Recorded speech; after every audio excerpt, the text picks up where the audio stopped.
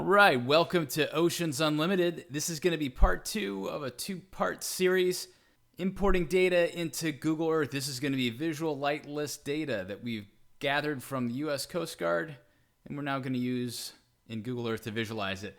If you haven't checked out our first video, I'm going to put a link in the description and hopefully a link in this video so you can look at part 1. What we're going to do is we're going to be combining with NOAA chart overlays into Google Earth. You're going to need to use Microsoft Office Excel. Keeps your data up to date. You can also change and add different things to the visuals. Of course, remember, this is not for navigational purposes. This is just for learning and studying on your own. Let's get right into it. From our previous video, we set up District 8 and District 1 here. These are our light lists that are pulling data automatically from the Coast Guard website. Awesome. What we're wanting to do now is take this data and filter it down to a smaller size. We're not going to be interested in every single light on these lists, and we're going to reduce the amount of lights that we're looking with or dealing with so we can import the lights as visual data into Google Earth. So let's start by creating a new sheet in our worksheets here. On our tab down on the bottom, we're going to rename, double click, and I'm just going to call this filter. So what we're going to do with this blank page is we're going to grab the heading data first of all. So I'm going to shift, hold down, copy all the way to Raycon, Control C, go back to our filter page, and then I'm going to paste, Control V.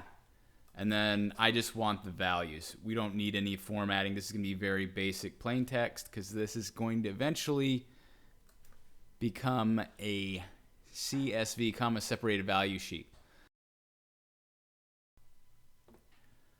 We're going to set up this filter table to fetch data from our catalog, and I'm going to test it out. We're going to build it just by starting with the first light on the list, which is number 5. Okay, so we have 5 plugged into A2. We're going to be pulling from D8. Now you want to make sure you have your District 8 or some kind of meaningful name. If you go to the Table Design tab, you want to make sure you have a name here that you can use, and it makes your formulas a lot easier to write and understand. So we're going to build out our first formula. Go up here to the formula bar. We type in equals, and then we start typing in VLOOKUP. Now it'll autocomplete, so you can just hit Tab to select the auto value, and the lookup value, that's our first cell here, A2. We're going to need to put in a $sign. That locks us into this column. Comma, we want our table array. Okay, this is the table that we're going to be pulling data from. This is going to be our District 8. All right, if you start typing that in, it should autocomplete. I'm going to hit Tab, comma, and then the column number, we're just saying which column number we're pulling from, so it's going to match exactly. Starting 1 here, we're going to put in 2 for column 2, and then the last thing is just asking if you want an exact match. I think you can leave it off, but I'm just going to put true in here. You can hit Tab to complete it, and then your final parenthesis, and that's going to give you the name of our first light. Excellent. So now I'm going to copy this cell, Control C, Control V. All right. So it gave us the exact same value because it didn't change the number. So now that we're in our third column, I'm just going to change this to column 3. Boom. So there's our latitude. Now I'm going to complete this for the rest of these columns. All you have to do is just increment this number by 1.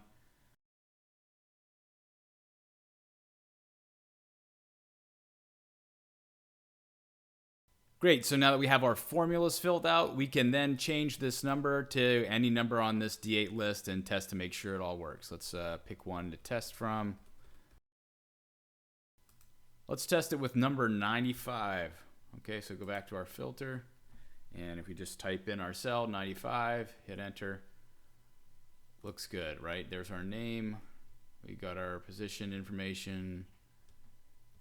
Good, good, good, good. Okay. We're in good shape.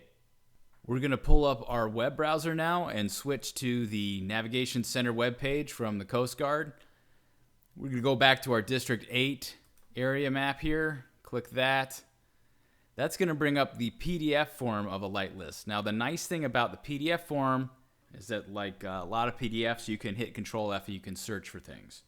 So if I'm interested in Mobile Bay,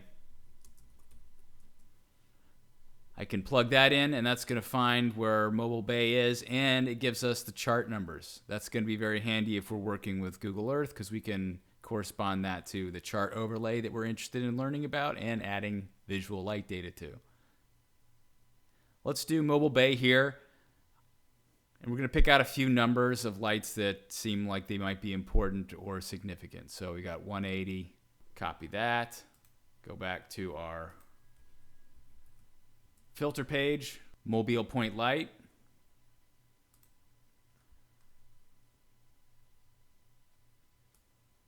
So let's stay with that chart, 11376. Let's get that entrance light.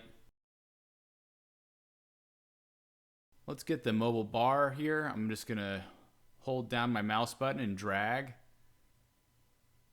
This is another thing you can do to speed up the process a little bit.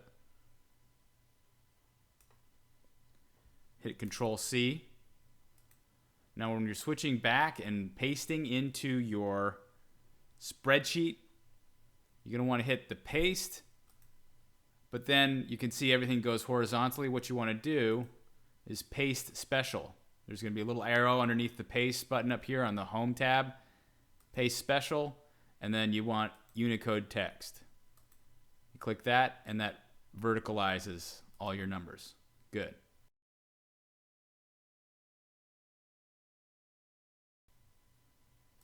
Here's 16095. Copy that.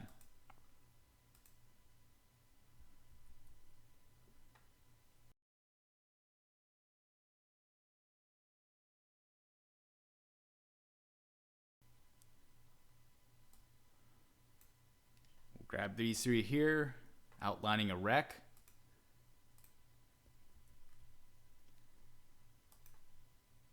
Paste special, Unicode text.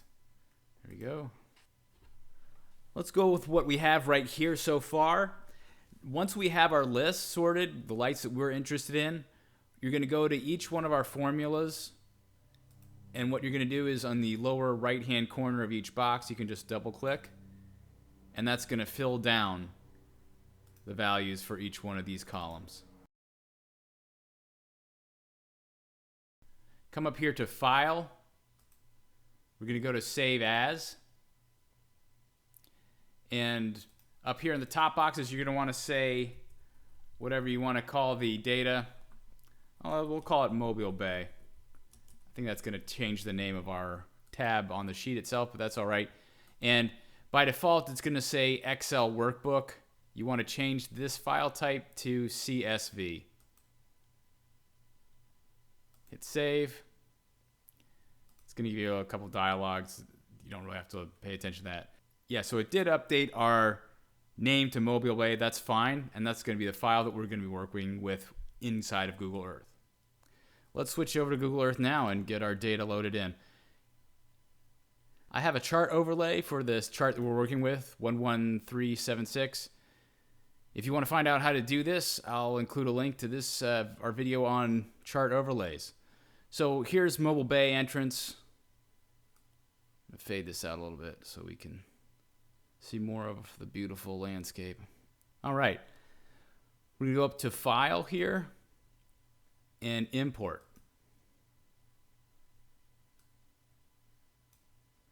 We want to select Mobile Bay. It's our CSV, generic text type. And you're going to get this lovely import wizard. Now, fortunately, if you did all this right, there isn't a lot to do here. It's going to be pretty easy to go through all this. Yes, comma, a lot of this is already defaulted in. It's going to give you a little preview window. That looks good. It's got our data for each different night aid that we're interested in. Hit Next on this screen. Good. Latitude, longitude. Next. Field types, this isn't totally crucial. This just specifies what kind of data type each bit of data is. So your columns, that's going to be a number, string, string, string, height, integer, range, integer, location, string, string, string. Raycon's going to be a string. Not too big of a deal. So I'm going to hit finish here. The next window is going to ask you if you want a style template. Hit yes. And we're going to create a new template just so we can go through this together. You can see how it works. So it's going to ask you what you want for the name. So that's going to be what pops up, like these labels here. We want the name, aid name. Color. We're going to set this from a field. And the color field is going to be the characteristic. This one here. So you can click it there, or you can select it here, obviously. Now, the starting color, we're going to do green. I kind of like the neon green because it pops a little bit more. Green. And then the end color, we're going to do red. The nice thing about this particular selection is that it'll give you a yellow right there in the middle. And I'm going to create subfolders for each bucket. That's going to separate the different types of aid into their appropriate colors. So in this section down here, we want anything that has R, obviously. That's going to be red. So I'm going to also add in the subfolder name that I want. We got red. It's also a red. There's a green. So I'm going to go ahead and make these the same name. That'll put them in the same folder. That's going to be green. I want the greenest green out of all of them. So let's see here. Green.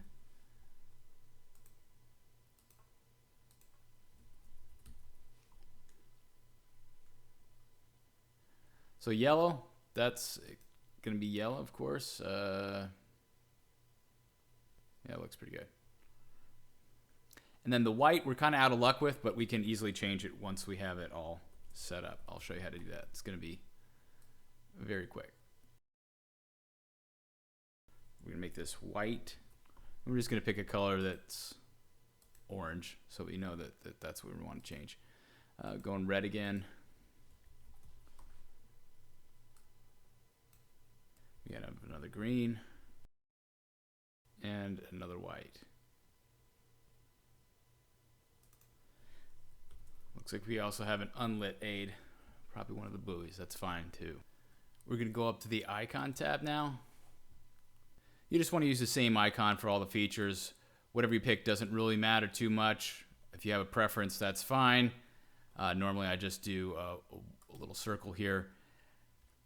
It's easy to change once we have everything loaded in. Icon's really not an important tab. Height. Now we do have height fields on our data here. So some things are above sea level. In that situation, I just like to do a 1-for-1 ratio.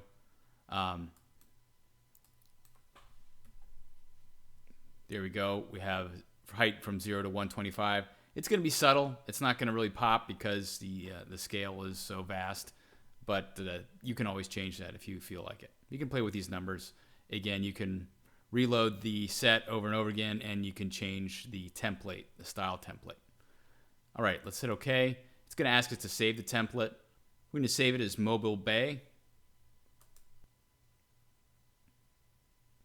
And the map's going to zoom in automatically because we just created a new data set, and there it is. So turning it on, just in the default format, the labels are a little bit big. I'm going to go through real quick and show you how to dress things up a little bit. Let's do that. First thing I'm going to do is start out with white. The white navigational aids here. If you right click on the folder, you get a properties option. And then right away you can switch to style and color. And you're going to click on share style. That passes on the same style changes to everything in the folder. So obviously I'm going to stick with white here. I'm going to scale down our labels a little bit to 0.8. Hit tab. I like 60% opacity for the label. And I'm going to take 0.8 again for the size of the icon. There we go. So that changed our 2 white lights here, and they're actually stacked right on one on top of each other. It gives you that little option here. A mobile point light there.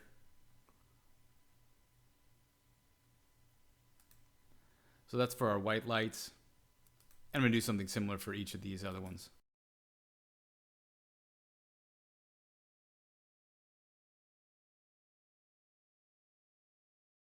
So once you have a good start on the styles that you like and organization that you like, you're going to want to make sure that you save your folder, your new set of information here. You can right click, save to My Places.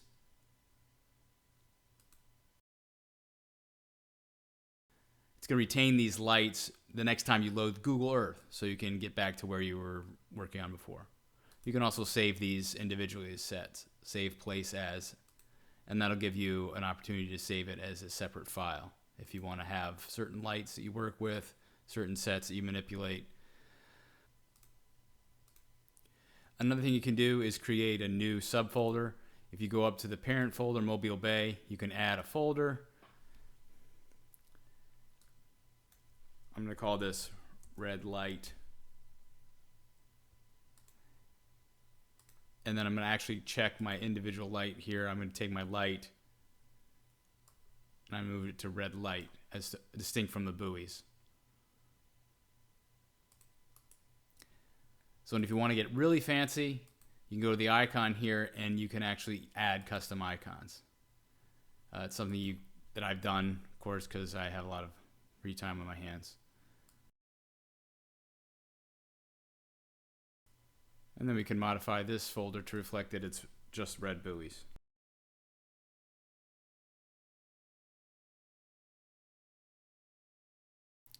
So hopefully this gives you a good idea of what you can start to do with Google Earth and how easy it is to get from something like this. Once you have this data, it only takes a few clicks and a few minutes to go to something like this, where you can actually visualize it. You can play with different configurations, and of course, if you click on one of these lights individually, you get your data, and it's nicely, neatly arranged so that you can see what you're looking at. You can fade out, of course, you can fade out your overlay, chart overlay, and give yourself more of a clean look that's less cluttered. All of the icons that I just loaded were little ones that I made using, I think, Inkscape. They're just PNG files. It's pretty easy to make those if you're interested. I can also send you mine, considering I'm the one that created a full set and I went to that trouble. That's just who I am, I guess. A little sad, perhaps. Anyway, that's gonna wrap it up for this particular video. Hope you enjoyed what we did on Google Earth here, and we're gonna bring you more videos like this, and of course, others in a broad range of maritime topics in the future. Thanks for your time, and thanks for watching. See you next time. Thanks.